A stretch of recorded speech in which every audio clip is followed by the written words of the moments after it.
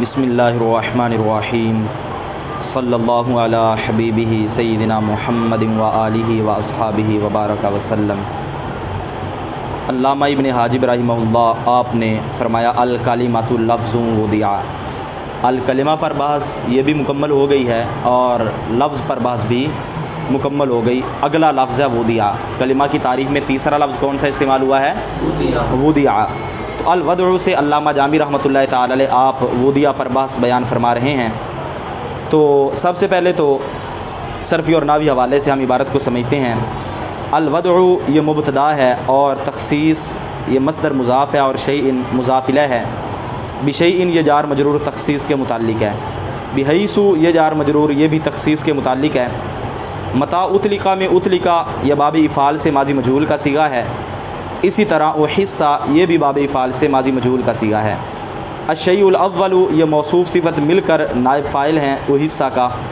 اور فہم منہ الشیء الثانی یہ الشیء الثانی یہ موصوف صفت مل کر فہم کا نائب فاعل ہے۔ قیل یہ ماضی مجہول کا صیغہ ہے۔ یخرج عنہ یخرج یہ باب ناصر ینصر سے مضارع کا صیغہ ہے۔ وضع الحرف یہ مضاف ابن مضاف الیہ سے مل کر یہ مرکب اضافی فاعل ہے یخرج فعل کا۔ حیث لا یفہم منہ معناہ لا یفہم یہ واحد مذکر غائب فعل مضارع منفی مجہول ہے۔ منہ یہ جار مجرور لا یفہم کے متعلق ہے، اور معناہ یہ مضاف ابن مضاف الیہ سے مل کر یہ نائب فاعل ہے لا یفہم کا۔ اطلقہ یہ بھی ماضی مجہول، آگے اطلقہ یہ بھی ماضی مجہول، اور مع ضم ضمیمۃ یہ مفعول فی ہے۔ و اجیبہ میں اجیبہ یہ واحد مذکر غائب فعل ماضی مثبت مجہول کا صیغہ ہے باب افعال سے۔ اس کا مصدر آتا ہے الاجابۃ۔ کیا مصدر آتا ہے؟ بان المراد یہ جار مجرور اجیبہ کے متعلق ہے۔ المراد یہ ان حرف مشبہ بالفعل کا اسم ہے۔ متى اطلق اطلاقا صحیحا یہ اطلاقا صحیحا موصوف اپنی صفت سے مل کر یہ مفعول مطلق ہے اطلق فعل کا۔ کیا ہے اطلق فعل کا؟ اس کا مفعول مطلق ہے۔ و اطلاق الحرف بلا ضم ضمیمۃ غیر صحیح، اطلاق الحرف بلا ضم ضمیمۃ یہ عبارت مبتدا ہے، اور غیر صحیح یہ ترکیب میں خبر ہے۔ ولا یبعد یہ صیغہ واحد مذکر غائب فعل مضارع منفی معروف ہے، اور ان یقال یہ اس کا فاعل ہے، اور المراد باطلاق الالفاظ یہ مبتدا ہے، ان یستعملها اہل اللسان یہ اس کی خبر ہے، اور یہ مبتدا خبر مل کر ان یقال کا مقولہ ہیں۔ کیا ہیں؟ فی محاوراتہم یہ جار مجرور ان یستعملها کے متعلق ہیں، اور اسی طرح و بیان مقاصدہم بیان مقاصدہم یہ مضاف ابن مضاف الیہ سے مل کر یہ معطوف ہے محاورات کا، اور فلا حاجت الی اعتبار قید زائد یہ لائے نفی جنس ہے، اور حاجتہ اس کا اسم ہے۔ الی اعتبار اعتبار مضاف ہے، قید موصوف ہے، زائد اس کی صفت ہے۔ یہ مل ملا کر جار مجرور موجود کے متعلق ہو کر لائے نفی جنس کی خبر ہیں۔ الوضع یہاں سے علامہ جامی رحمۃ اللہ تعالی علیہ آپ وضع کا اصطلاحی معنی بیان کر رہے ہیں۔ کیا کر رہے ہیں؟ وضع کا اصطلاحی معنی بیان کر رہے ہیں۔ چونکہ وضع ودن سے نکلا ہے اس لیے پہلے وضع کا اصطلاحی معنی بیان کر رہے ہیں۔ وضع کا اصطلاحی معنی ہے الوضع تخصیص شیء بشیء بحیث متى اطلق او احس الشیء الاول فہم منہ الشیء الثانی، کہ ایک شے کو دوسری شے کے ساتھ اس طرح خاص کر دینا کہ جب پہلی شے کا اطلاق کیا جائے یا اس کا احساس کیا جائے، یعنی جب پہلی شے کو بولا جائے یا اس کو محسوس کیا جائے، فہم منہ الشیء الثانی تو اس سے دوسری چیز سمجھ میں آ جائے، اس سے دوسری چیز سمجھ میں آ جائے۔ یہاں پہ جو اطلقہ معطوف علیہ ہے اور وہ حصہ اس کا عطف ہے اطلقہ پر، تو یہ عطف جو ہے خاص کا عام پر عطف ہے۔ کون سا عطف ہے؟ نیچے 3 نمبر حاشیے کے اندر بھی انہوں نے لکھا ہے کہ من عطف الخاص علی العام، خاص کا عام پر عطف، خاص کے عام پر عطف سے ہے۔ یہ خاص کا عام پر عطف کیوں ہے؟ یعنی ذہن کے اندر یہ بات بھی آ سکتی ہے کہ جب یہ کہہ دیا گیا کہ اس شخص کو دوسری شے کے ساتھ اس طرح خاص کرنا کہ جب پہلی شے کو بولا جائے، تو احساس کی قید لگانے کی ضرورت ہی نہیں تھی، یہ کہنے کی ضرورت ہی نہیں تھی کہ جب پہلی شے کا احساس کیا جائے اس کو محسوس کیا جائے، تو یہ کیوں کیا؟ انہوں نے حاشیے میں اس کا جواب دیا ہے تنبیہاً علی قسمي الموضوع من اللفظ وغیرہ، موضوع کی دونوں قسموں پر تنبیہ کرتے ہوئے، یعنی لفظ اور اس کے غیر پر۔ یعنی کبھی تو یوں ہوتا ہے کہ کسی چیز کا اطلاق کیا جاتا ہے تو وہ لفظ ہوتا ہے، اور جب کبھی یوں ہوتا ہے کہ کسی چیز کا احساس بھی کیا جاتا ہے اور وہ غیر لفظ ہے۔ مثال کے طور پر انہوں نے آگے کہا قد دوال الاربع، جس طرح کے دوال اربع خطوط ہیں عقود ہیں، نصب ہیں، اشارات، یہ جو دوال اربع ہیں یہ لفظ تو نہیں ہیں لیکن یہ موضوع ہیں، لفظ تو نہیں ہے لیکن یہ تو ان جیسے خطوط جو دوال اربع ہیں ان کو وضع کی تعریف میں داخل کرنے کے لیے انہوں نے احیصہ کی قید لگائی ہے۔ انہوں نے کسی کے ذہن کے اندر یہ بات بھی آ رہی ہوگی کہ اس سے پچھلی 2-3 لائنیں ہم نے پڑھا ہے کہ والدوال الاربع وهي الخطوط والعقود والنصب والاشارات غیر داخلۃ فیہ فلا حاجۃ الی قید یخرجها، اس کے اندر یہ ہم نے پڑھا ہے کہ یہ تو تعریف میں داخل ہی نہیں ہے، یہاں پہ آپ کہہ رہے ہیں کہ ان کو تعریف میں داخل کیا گیا ہے، تو اس کا جواب یہ ہے کہ جو پیچھے آیا نا کہ یہ تعریف میں داخل نہیں ہے، اس سے مراد یہ ہے کہ جو لفظ کی تعریف ہے لفظ کی تعریف میں یہ داخل نہیں ہے، کیونکہ دوال اربع یہ لفظ کسے کہتے ہیں؟ ما یتلفظ بالانسان، انسان جو کچھ اپنے منہ سے بولتا ہے اس کو لفظ کہتے ہیں، تو یہ لفظ کی تعریف میں داخل ہی نہیں ہے، لفظ کی تعریف میں کیونکہ ان کو منہ سے نہیں بولا جاتا، لہٰذا یہ کس کی وضع کی تعریف میں داخل ہیں، وضع کی تعریف میں داخل ہیں، تو اس وضع کی تعریف میں ان کو داخل کرنے کے لیے احیصہ کی قید لگائی گئی ہے۔ قیل یخرج عنہ وضع الحرف حیث لا یفهم منہ معناه متى اطلق بل اذا اطلق مع ضم ضمیمۃ، یہاں سے علامہ جامی رحمۃ اللہ تعالی علیہ وضع کی تعریف پر وارد ہونے والے ایک اعتراض کو نقل کر رہے ہیں، وہ اجیبہ سے اس کا وہ جواب دے رہے ہیں جو علامہ ہندی نے دیا، اور آگے ولا یبعد سے علامہ جامی رحمۃ اللہ تعالی علیہ اس مذکورہ اعتراض کا جواب اپنی طرف سے دیں گے، مذکورہ اعتراض کا جواب اپنی طرف سے دیں گے۔ معترض اعتراض یہ کرتا ہے کہ آپ نے کہا وضع کی تعریف کیا کہ ایک شے کو دوسری شے کے ساتھ اس طرح خاص کرنا کہ جب پہلی شے کا اطلاق کیا جائے یا احساس کیا جائے تو اس سے دوسری چیز سمجھ میں آ جائے،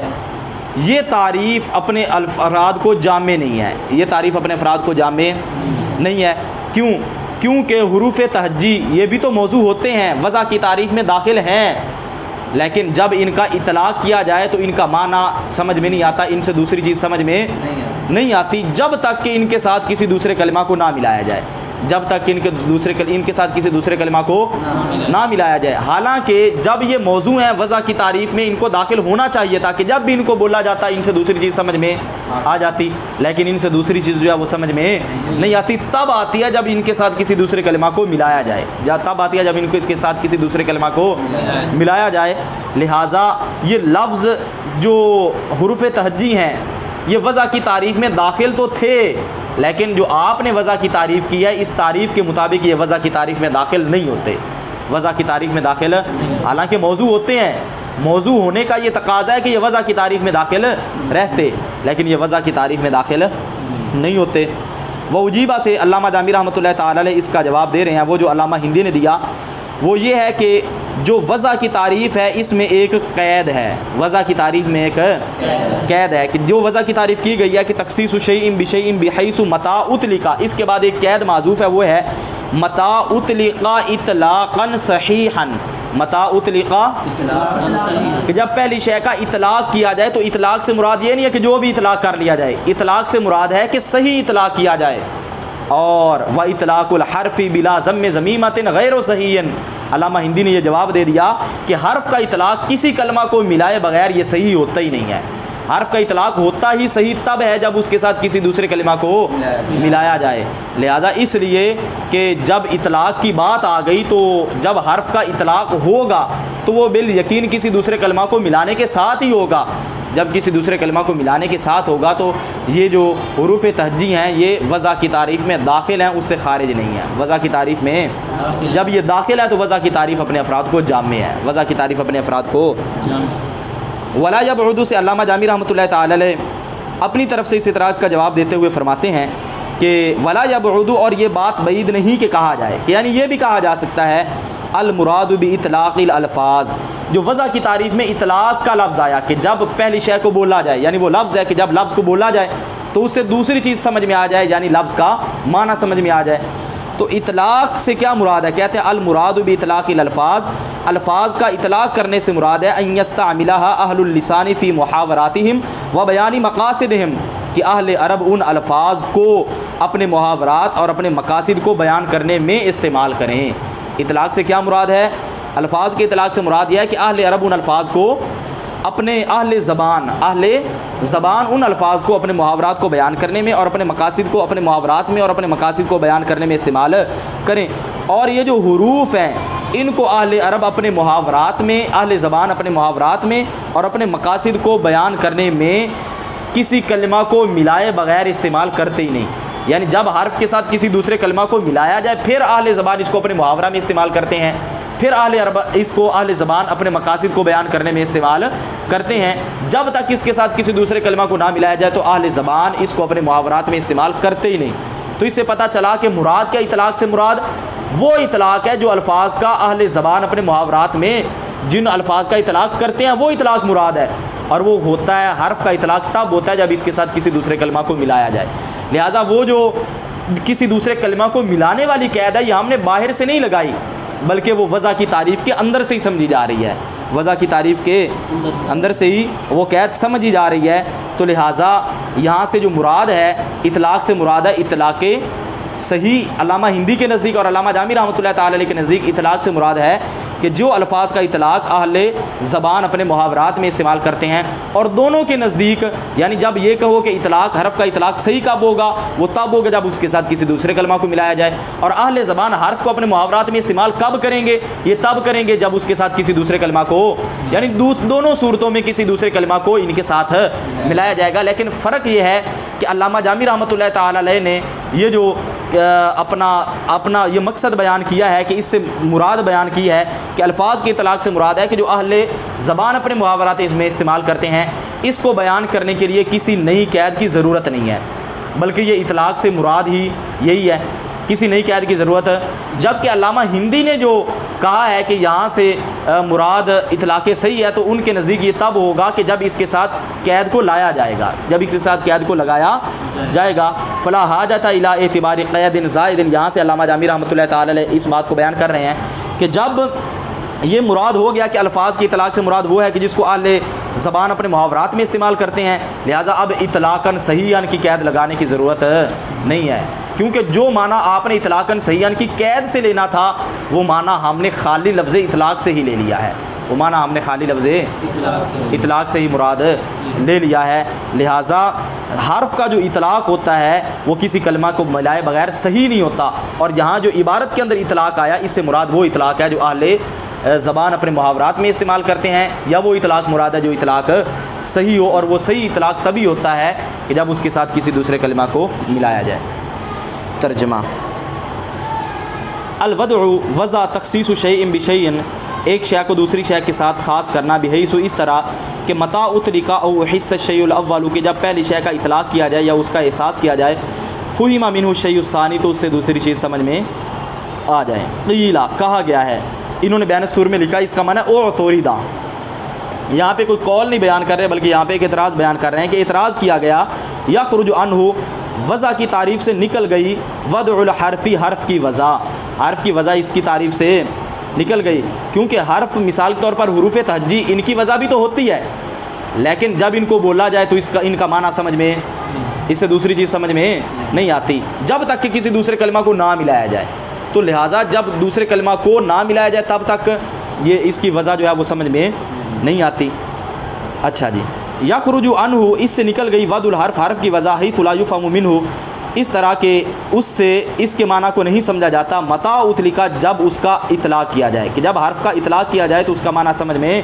نہیں آتا، بل اذا اطلق مع ضم ضمیمۃ، بلکہ تب سمجھ آتا ہے کہ جب اس کا اطلاق کیا جائے کسی کلمہ کو ملانے کے ساتھ، کسی کلمہ کو کسی ملانے والی چیز کو ملانے کے ساتھ جب اطلاق کیا جائے تب جا کر، یعنی خالی اطلاق سے سمجھ میں نہیں آتا،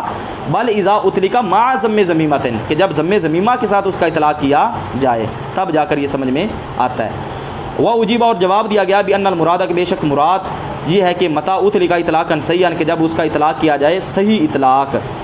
و اطلاق الحرف، اور حرف کا اطلاق بلا ضم ضمیمۃ، بغیر ضم ضمیمہ کے، غیر صحیح، یہ صحیح نہیں ہوتا، تو لہٰذا حرف کا اطلاق جب بغیر ضم ضمیمہ کے صحیح نہیں ہوتا تو اطلاق سے مراد ہی صحیح اطلاق ہے، جب صحیح اطلاق آ گیا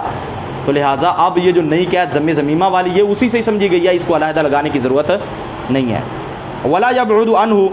اور ولا یبعد، اور نہیں ہے بعید یہ بات کہ یقال، کہا جائے کہ المراد باطلاق الالفاظ، الفاظ کے اطلاق سے مراد ان یہ ہے کہ یستعملھا، ان الفاظ کو استعمال کریں، اہل اللسان، اہل زبان، فی محاوراتہم، اپنے محاورات میں، و بیان مقاصدہم، اور اپنے مقاصد کو بیان کرنے میں، فلا حاجت الی اعتبار قید زائد، تو ایک زائد قید کے اعتبار کی حاجت نہیں ہے۔